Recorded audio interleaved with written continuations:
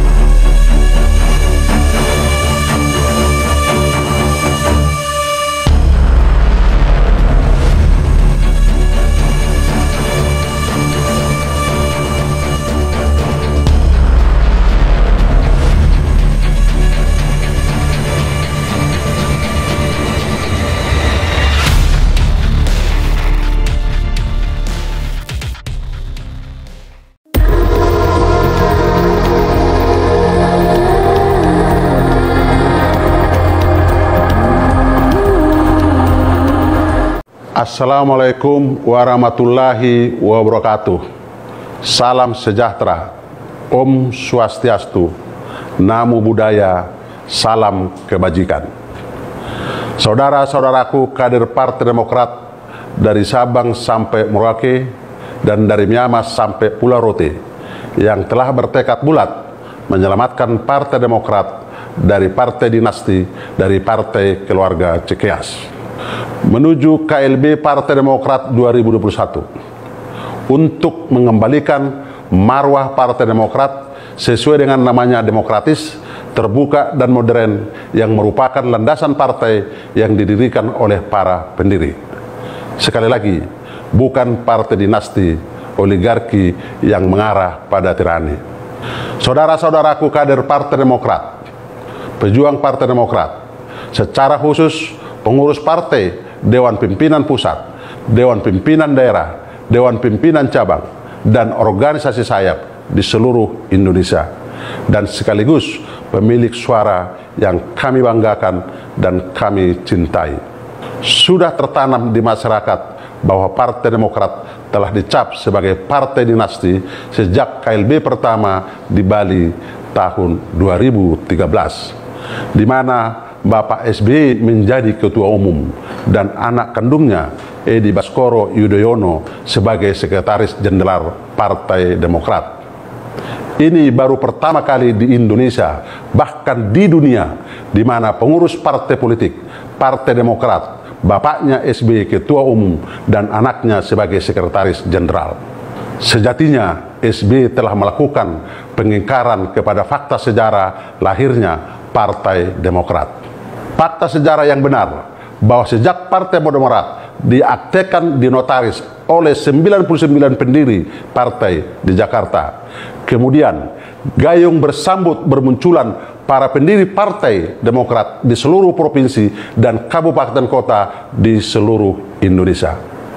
Mereka saling bahu-membahu berjuang meloloskan verifikasi KPU sehingga Partai Demokrat menjadi partai peserta pemilu 2004. Saya dan para pendiri beserta para senior partai adalah pelaku sejarah Partai Demokrat. Saya menyatakan bahwa di dalamnya perjuangan para kader dari Sabang sampai Merauke bersusah payah, bekerja keras, tidak mengenal lelah dan waktu untuk bekerja bersama-sama meloloskan Partai Demokrat pada verifikasi KPU sehingga menjadi peserta pemilu 2004. Demi Tuhan saya bersaksi bahwa SBY tidak berkeringat sama sekali, apalagi berdarah-darah sebagaimana pernyataannya di berbagai kesempatan. SBY bergabung dengan Partai Demokrat setelah lolos verifikasi KPU dengan memasukkan almarhumah Ibu Ani Yudhoyono sebagai salah satu wakil ketua umum dan hanya menyumbang uang 100 juta rupiah dalam bentuk 4 lembar travel check yang di Hotel Mirah Bogor. Pak SBY setelah mundur dari kabinet Ibu Megawati baru muncul pada acara Partai Demokrat di Hotel Kinasi di Bogor, di mana saat itu saya ketua panitianya. Ini menegaskan bahwa SBY bukanlah pendiri Partai Demokrat. Saudara-saudaraku kader Partai Demokrat di seluruh tanah air, siapakah orang yang pernah mengkudeta Partai Demokrat? Mari kita buka fakta sejarah.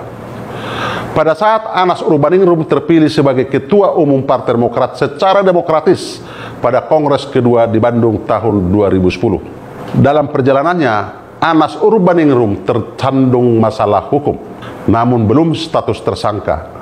SBY selaku Ketua Dewan Pembina Partai Demokrat dan juga Presiden Republik Indonesia mengambil kekuasaan Ketua Umum Anas Urbaningrum dengan cara membentuk presidium, di mana ketuanya adalah SBY, wakil ketua Anas Urbaningrum, yang tidak memiliki fungsi lagi dalam menjalankan roda Partai Demokrat sebagai ketua umum. Inilah kudeta yang pernah terjadi di tubuh Partai Demokrat.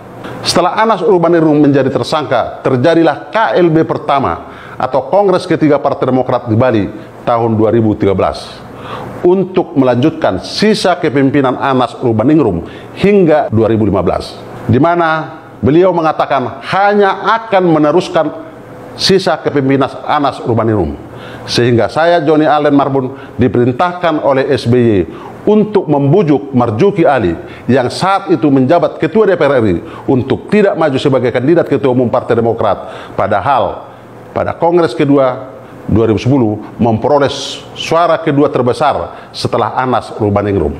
Pada Kongres keempat 2015 di Surabaya, SBY merekayasa jalannya Kongres agar dia menjadi calon tunggal sebagai Ketua Umum Partai Demokrat.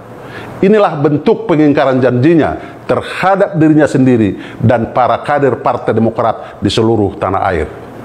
Yang paling meresahkan para ketua DPD dan ketua DPC seluruh Indonesia adalah membuat peraturan organisasi yang mengamputasi hak DPD dan DPC dengan mengambil iuran anggota fraksi DPRD Provinsi dan DPRD Kabupaten Kota untuk sebahagian disetor kepada Dewan Pimpinan Pusat dan hak-hak penentuan pemilihan kepala daerah tanpa ada pertanggungjawabannya. Selanjutnya, pada Kongres kelima 15 Maret 2020 di Senayan, Jakarta, kembali SBY merekayasa tata cara Kongres tidak sesuai sebagaimana mestinya. Pembahasan dan penetapan tata tertib acara tidak dilakukan, di mana salah satu isinya membahas syarat dan tata cara pemilihan ketua umum. Selain itu, tidak ada laporan pertanggungjawaban dari Ketua Umum SBY. Setelah pidato Ketua Umum SBY, peserta Kongres yang tidak punya hak suara diusir keluar arena Kongres. Semestinya seluruh peserta Kongres memiliki hak bicara, padahal hak suara hanya digunakan pada saat pemilihan Ketua Umum atau perbedaan pendapat. Selanjutnya, SBY mendesain ketua-ketua DPD seluruh Indonesia untuk mendeklir AHY menjadi Ketua Umum. Itulah yang mereka sebut aklamasi. Makanya AHY berada di puncak gunung, tapi tidak pernah mendaki. Oleh sebab itu, AHY selaku Ketua Umum tidak tahu cara turun gunung, sehingga bapaknya SBY yang saya hormati menjadi turun gunung. Inilah yang disebut krisis kepemimpinan.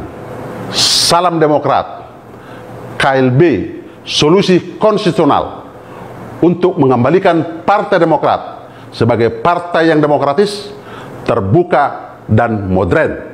Wassalamualaikum warahmatullahi wabarakatuh. Salam sejahtera. Om Santi Santi Santi Om. Namo Buddhaya. Salam kebajikan.